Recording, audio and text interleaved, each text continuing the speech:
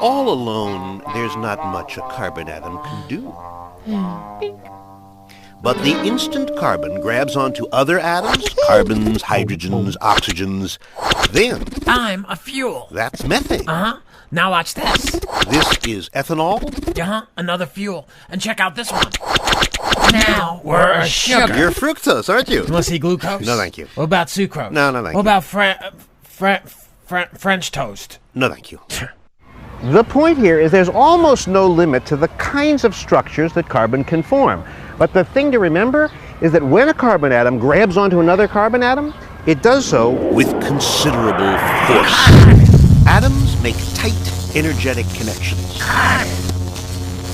That energy helps hold creatures together. In fact, carbon grips with so much energy that even when the creature dies, like this, inside the dead animal, you will still find, after it's dead, carbon atoms locked tightly, closely together. Carbon. And that explains why some fuels are called fossil fuels, because they come from dead things that died a long, long time ago. Though the carbon atoms inside those things are still locked, fiercely gripped inside. So there is energy in there. In fact, let me tell you a story.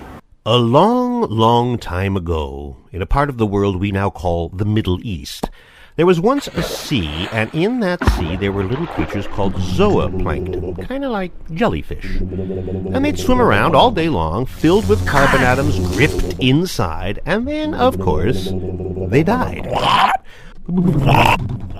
Over millions of years, a lot of them died, because that's what living things do. Die.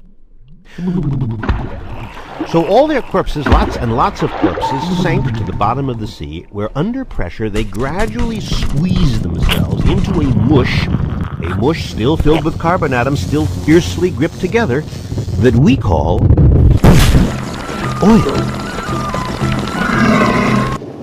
So oil, then, is ancient life that is liquefied, and coal is just ancient life in a rock. And in both cases, the carbon bonds that are in there tightly grip, so there's energy inside. Now the question is, if the energy's in there, how do you get it out? Well, if you can make a bond, you can break a bond, which we will do in our next episode.